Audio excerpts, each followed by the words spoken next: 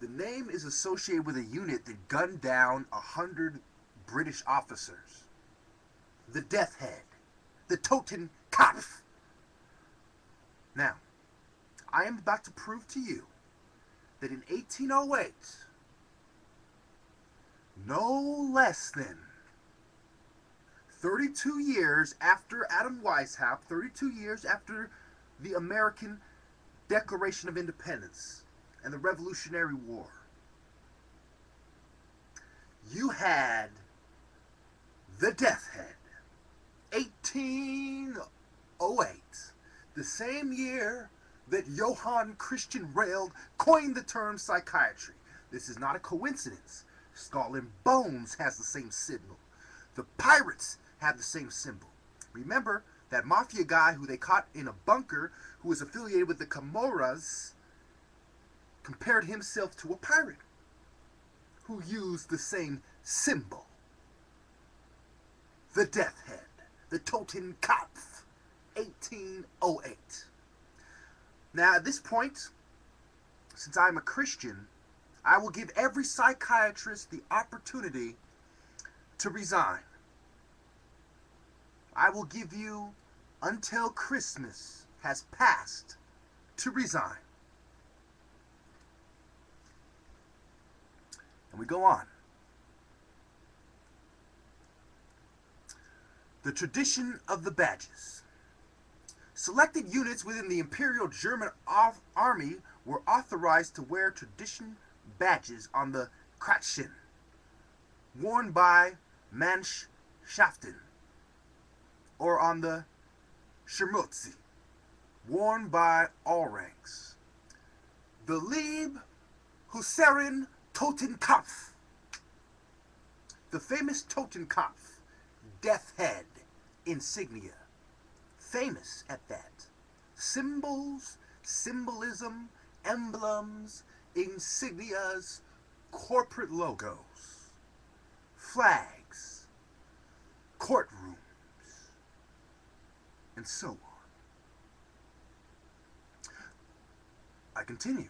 The famous Totenkopf Death Head insignia first appeared in the Proben, Prussian army, with Hussaren Regiment NR5, von Rusch, during the reign of Frederick the Great.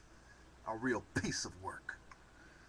Hussaren Regiment NR5 were fitted with black collets, a waist-length jacket with tails with rows of ornamental braiding on the chest, and a tall cylindrical shako, which carried a large Totenkopf. In 1808, when the regiment was reformed, just like our healthcare system and our mental institutions and our mental health care system and mental health within the healthcare system was reformed through psychiatry. A new world order was brought around the same time as the reformations in the first stage of the new world order have begun. This is yet another new world order to replace the order these guys put up. And it carries on their tradition of death head symbolism in psychiatry. Now, the first documenting wearing of a Totenkopf on a cap was with Lutz Oesch Freik Orps, who wore a silver Totenkopf on a black beret. I know I killed that name, and I apologize. Now, even though he's probably a piece of work too. It is not clear when Leibhuserin regiments NR1 and NR2 were granted permission to wear the Leibhuserin pattern Totenkopf on the cloth headgear, but photographs from the 1860s show it being worn. It may have been authorized as early as 1815. For all ranks, it was worn centered between the upper band piping and the piping along the crown of the black cap. The silver Leibhuserin pattern Totenkopf was identical for all ranks, from hussar, which is private, to field marshal and royalty. And what? And who? And royalty?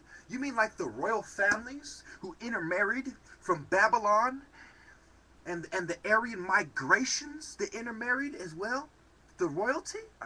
Is that what we're talking about here? Continue. Notice in the pictures we have many different styles of the death head. It's worn in the big hat, as I showed in the beginning. It's worn in the little hats. And there's it zoomed in for you.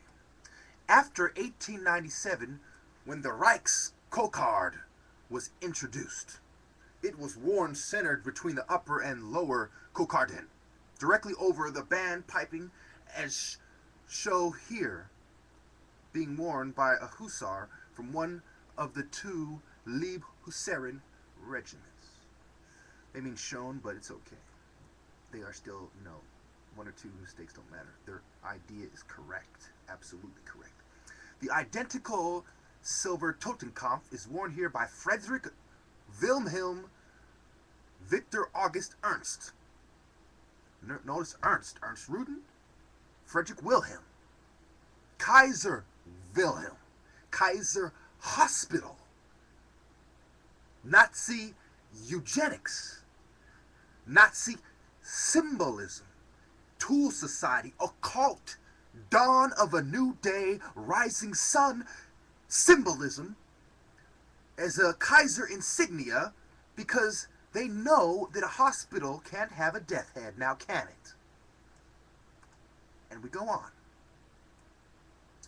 September 1883, Totenkopf was authorized by the Braunschweigisch Hussaren Regiment NR-17. In 1912, this honor was also authorized for another asshole. So you see how it's historically being passed on as a German honor of the occult. Now, some of you are going to accuse me of working with people who I know either are a part of this or are in awe and respect and emulating this. My answer to you is this. I'm not going to judge a book by its cover, but rather a tree by its fruit. I'm not going to expose the occult in institutions like schools, like corrections facilities, like the government, and I'm not going to go after individuals. I am going after the devil, and I am giving you individuals the same opportunity to repent that I am giving the psychiatrists. Give up your wicked ways, because God is watching, and you don't have to believe me to know that. Take a moment, breathe through your nose and out through your mouth,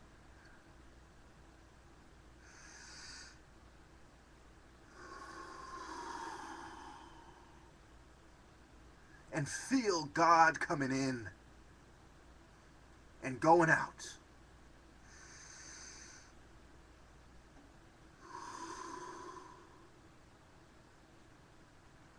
So use your occult trickery, your Masonic magic if you must.